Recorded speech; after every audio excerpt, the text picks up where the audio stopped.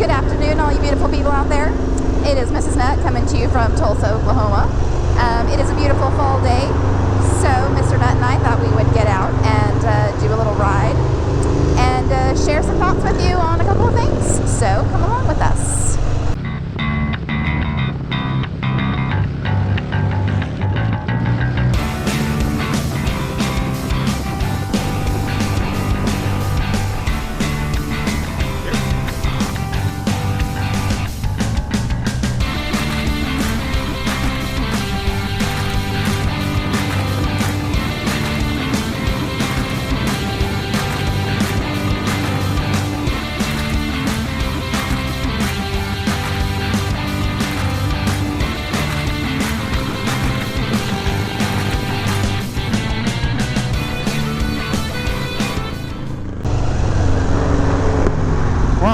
Tunnels.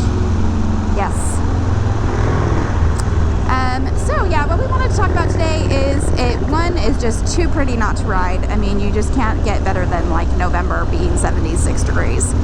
So we want to take advantage of that. Clear our brains and the cobwebs. We kind of missed a few things this week, but that's okay. Life happens.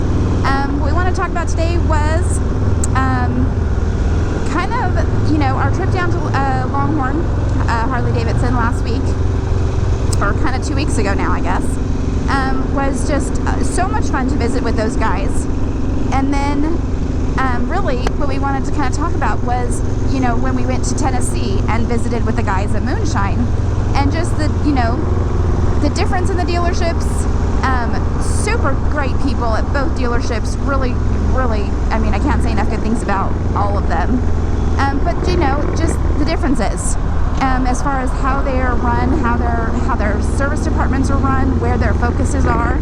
I think they're somewhat both performance focused, if I'm right, Mr. Nutt. You know, I think they're both performance focused, but they look at it in different ways. You know, there's probably no more unique a personality in the Harley Davidson culture than Jamie Lima at Moonshine Harley Davidson. And, you know, he kind of, you know, this is a guy that designed his dealership from the personnel all the way through to be what he really wanted. And I've got a lot of respect for that. Yes, and I love the guy's energy. And, you know, it's really funny when you go to a dealership and you mention that you know him, you'll get mixed reactions. Yeah. You know, I mean, he's not a neutral character, and I love that about him. I think that's awesome because, you know, we focus on market disruption, and you know what? You need a disruptive personality if you're going to, you know, be a disruptive dealer. Yeah, absolutely. No, I've noticed that as well, that he is one of those people that kind of is like, I won't say love him or hate him kind of thing, but you do definitely get mixed reactions as to what people think about what he's doing and whatnot. So it is interesting, the reactions of different people that we've met through different dealerships, through the network of Harley Davidson dealerships. And then you have Kevin Faudier. You know what? I should ask Kevin how to pronounce his last name. I want to do it in like Kevin's fantastic. Kind of a French version. And you know what? He's got that old school look, he's got the old school vibe, but he's very, very much up on what is working today for his dealership. Yeah, definitely. You know? I would say forward thinking is definitely, I mean, in his, I won't say like wheelhouse, but he definitely is forward thinking. I mean, he's seeing what's going on. He's got a, you know, full-time guy in-house kind of guy who's doing videos and I mean all the things. Doing social media, exactly. He's definitely focused in the right direction. You know, I think one of the biggest differences that we noticed, or that we talked about with them, was performance is a focus, but Moonshine is open to kind of using whatever they feel like is going to get you the best, you know, aftermarket parts or not. That is not, you know, that doesn't scare them in that sense. Well, I think they've got the experience, and that's the big difference. Right. Is MBO, their service manager, Mike Van Orden, this cat knows aftermarket parts. Yes, because he spent like 20 years, I think, before coming to a dealership. Right. He spent in the aftermarket world, I think, because when we talked to him, that's kind of was one of his strong sellers, in a sense. So, you know, and then, of course, in both cases, the general manager, Kevin's the general manager, and Jamie's the owner, general manager. You know, they both have a lot of knowledge about what they're doing. They both have a lot of knowledge aesthetically. They both have a lot of knowledge about what's working performance-wise and mechanically. And that's what, you know, to me, these are the dealerships that we love. Yes. You know, the ones that are, they kind of find their place. They work really, really hard at it. They become somewhat experts at it, and they try and squeeze a little more out of it than the next guy. They're counselors to their customers. And I think that's one of the things that a lot of dealerships lack, is they lack that consultative Yes. expertise. Yes. To where when you go in there and you want something, they can literally, you know, speak with a tremendous amount of knowledge, first-hand knowledge, on just about everything that they do, and make good recommendations, or tell you where what you're thinking may not be the most optimal way to spend your money. Right. Or the most optimal way to, you know, get performance out of your bike. Yes, and I think that's what I liked about, you know, Kevin and Jamie and Mike. They all kind of had the same. I think we had the same conversation with all three of them, in a sense, in that it was like, you know, we asked you what you're going to do with your bike. Or do you ride 2-up more? Do you do, you know, it's not worth doing a shock Right. if this is how you ride all the time. If you're always riding, you know, solo, and then you throw somebody on the back once, and you're not going to want to be comfortable in your shocks at this point. You know, they all were more, it's more consultative, that's the right word, in that they want to know how you want your bike to perform, but they want you to, you know, they want you to tell them, what do you do to it? What do you want out of it? And then they'll Right. give you their best knowledgeable recommendation. And that, I think, is so valuable that it's missing so many places. Yeah, I mean, you know, and that's, you know, the passion for the culture, the passion for the bikes, the passion for performance, regardless of how you're choosing or what philosophy you fall under, where you want to keep things within Harley Davidson's warranty so your customer can take it to any Harley dealership and have warranty service done to it, or whether, you know, you're going to back what you build, and the only inconvenience is it needs to be they need to get the bike back to you. Right. And I respect them both, and I can see the value in both. I mean, Absolutely. I can see the value of doing, you know, a real performance build with Moonshine. And you know what? I'm just going to pay the transport if something big happens. But the main point is, because they're so willing to stand behind it, I've got a huge amount of confidence in their work. Right. You know, that the chances of something going wrong are really, really rare. Yeah, I would think so. They, You know, I mean, these guys know their stuff. Yes. And I think that's where my love for Moonshine, just, you know, deep in, I kind of see Moonshine as my favorite dealership. Right. And maybe Longhorn kind of down your pipeline, where you like the security of the warranty. Right. And a little bit, but, you know, you like to have a little bit more solid ground under your feet. Mm-hmm. And I'm kind of cool. If I'm in quicksand, I'm hoping I can find a rope, you know? Yeah, that's And that's a little kind of bit our more us. personalities. Yeah. So, I mean, but I think one of the things that we really want to do as in this moto vlog and in what we're doing to add value to our audience is kind of show you these dealerships, and if nothing else, help people who don't have this type of dealership close to them, because we don't. No.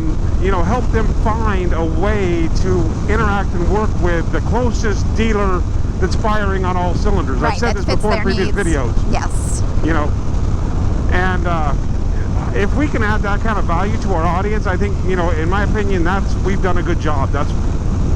This moto vlog's been worth it. Yes. I concur. So yeah, so we definitely, we had a great time visiting with them, you know, a couple weeks ago. I got to do a little interview with Kevin and kind of get a feel for, you know, him as a general manager, how he runs his dealership, where his priorities are. His people. His people, for sure. And so that was really interesting. And you know what I loved about them, and I think I told MrsNutt afterwards, was it's so awesome to see such magnetic people, or people that Yes. with such magnetism, because they're so lacking in the world. But like when we did the interview with Brother Jackson and Jamie Lima at Moonshine, you know, they just come to life on video, and Yes. it was no different with Kevin. Kevin was amazing to interview. You know, I got to interview Jared Glover, who's he's a local car dealer guy. who local Jeep Ram dealer that we love. Yes, we do. Jim Glover, Chrysler, Jeep, Ram, Dodge, Fiat. Yeah, CJD, whatever the hell CJDR, you are. Fiat. Jeep Ram. No, but Anyways. you know, Jared's, you know, when But Jared, but what I'm saying is, all three of them were so awesome to interview. Like, I've only interviewed really awesome people, which I love. and they love what they do. And they love what they do, and I think that is the key as to why they're so good behind a camera, or not behind a camera, in front of a camera, is because they really do. They love it. They believe in it. They're speaking from their heart. It's their passion, absolutely, and you know, it's their why. They're so obvious. Their why is so obvious when talking to them, and I really appreciate that. I really appreciate meeting great people like that. It's been one of the major blessings of doing what we're doing, is going and meeting all these awesome people, learning from them, and just watching them grow and watching their businesses grow based on them. It is awesome. Well, you know, it's like I met Jared in like 2013, and we were talking about, you know, I've watched this guy grow. He's only absolutely. 31 years old. Yeah.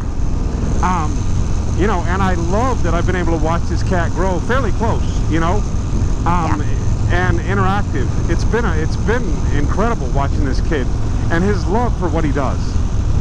You know, his love for his people and his personnel. Yes. And it's the same thing that we got with Jamie Lima in Moonshine. Is, you know, he designed his dealership and he knew who he wanted. He went after people that he knew and pulled them into his dealership. And you know, Kevin, kind of the same way. He's kind of new there at Longhorn, but I mean, you know, they've got some long-term employees, and he's gotten to know them, and he knows their strengths. And man, it's just, you know, to me, these are the examples we want to show folks, that these exist out there. Absolutely. And if your local Harley dealership, if your local Jeep dealership, if your local retailer that you're doing business with isn't on point like this, you know what? We live in a very, very, very travelable world. Yes. Very mobile world. Accessible. Everything is accessible. World. That's right. Exactly. So yeah, that's been a great experience for us. We've loved it, and we hope to do more of it. Yes, the traveling and visiting with all the dealerships and the places and the people has been really, really awesome. So, side note, or switch gears. Switch gears. So we have this contest coming up on Black Friday for the Fueling Parts Vented Dipstick. You know, give me something. You know, I wish you'd say that more often and in different situations. That's a whole different conversation. Oh, okay. So, you know, first of all, what we're giving away is a fueling vented dipstick for an M8 Harley, a Milwaukee 8 Harley Davidson. Touring or softail. And you know, these dipsticks have solved a major problem that has come onto Harley, in my opinion, through regulatory standards and trying to meet regulatory standards after the debacle a couple years ago where they got smacked with some pretty good fines. Venting the crankcase, relieving pressure from the crankcase has become important the second you put more air through it. And I think that's one of the things people don't understand is stock. If you keep your bike stock and you run your oil at the proper level, you won't have any issues, especially 2019, 2020. 2018, you might have a couple of little issues that got to be fixed, and they've actually got recalls out for that stuff. But if you're running a stock bike, it pretty much, the venting works the way it's designed. It carries a little more pressure in the crankcase than it should, but it works. The second you put on a pipe, the second you put on a breather, you're running more air through that combustion chamber. You're causing more pressure in the crankcase. And that's where we're developing basically blow-by and other problems as oil is getting mixed in. The oil's, maybe your oil's a little too high, whatever. So these vented dipsticks were created as more than just an open vent to the atmosphere. They've got workings inside, like a butterfly valve, to make sure that you've got some pressure in your crankcase before it allows the pressure out. I think it's one of the best made products on the market. Yeah, we've been such a fan of them, which is one of the reasons we decided this to be our giveaway, because we just feel like it's such a valuable add-on. So like this week, I'm going to be putting one on this very, very stock 2020 CVO. We're going to see how it does. And then we're going to put one on MrsNutt's Fat Bob to see how it does, because we've only put them on our bikes where we've modified cams or gone beyond modified cams. And they've worked extremely well. I mean, on my breakout, I was blowing oil out of the air cleaner. I was blowing oil everywhere. I put this dipstick on. Not only did it stop blowing oil, but you could literally hear that the engine was running easier. There was far less pressure inside the crankcase, and you could hear it. The valve train was quieter. Everything worked better. So I'm a huge fan, and I know it's not a cheap product, but the fact is, with the way fueling works, they don't build cheap products. And they don't build cheap solutions to problems. They solve a problem and they do it at the highest level of quality. That's their company culture, and I love those guys. Yes, so that fits into our mold as well. So why don't you tell everybody how they enter the contest? So all you have to do is go in and basically comment on, you got to subscribe. So let's talk about YouTube. You need to subscribe to our channel, and then go in and basically leave a comment on any video that you've subscribed, and you ride either or your choice is either a Softail or touring and black, bike, and black or chrome. That's all you have to do, and that gets you an entry. If you go to follow us on Instagram, and you do the same thing, leave a comment anywhere that you're entering the contest, that you've subscribed, or that you're following us, and same information, and that's entry number 2. And then go to Facebook, same thing, like our page, and leave a comment on any post or any video, the same type of thing. This video, any past video, we see every comment that comes up on our page. Yes, so we follow closely. We'll see it, we'll find it, and we will acknowledge that you've got your entries into the contest.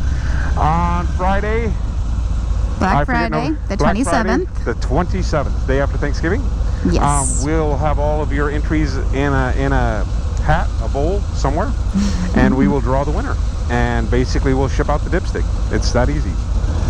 So as always, you know, remember to like us on Facebook, remember to like our page, remember to follow us on Instagram, and subscribe to our YouTube. There's tons of good videos on there, and we always love your feedback, so don't forget to comment and share your thoughts with us. If there are things you want to see on our channel that you're not seeing, we'd love that feedback as well. We're always looking for ideas, and you know, we want to bring you what you guys are looking for as well. Obviously winter is coming. Winter is coming. It is. And you know, that's going to change obviously some riding for us, but we're going to try and ride as much as possible, because that's just what we do, to keep our bikes from needing to be, you know, winterized and put away. It's just not how we roll. Well, this winter we got a little advantage. We're down to 2 bikes. Right, we definitely do, because we don't have to feel like we have to ride all these bikes at the thing. So that's always that's a bonus for this part of it. So yeah, for all you poor people out there who have to put your bikes away, I'm sorry. I'm seeing a whole lot of going into storage posts. I know. And it makes me so sad for you. And it makes me so sad for you. We would have done our last ride when it was 30 some odd degrees, and then all of a sudden it's 70 here. Exactly. We would have been so sad, because we did. We had like the week before we went to Texas, I think it was like 30s and icy and well, crazy my high school ice buddy storms. that lives in like Virginia, Washington D.C. area, he's riding right now. Yeah, I saw Dave was out today. So I mean, that's kind of cool that they're having weather where they can ride.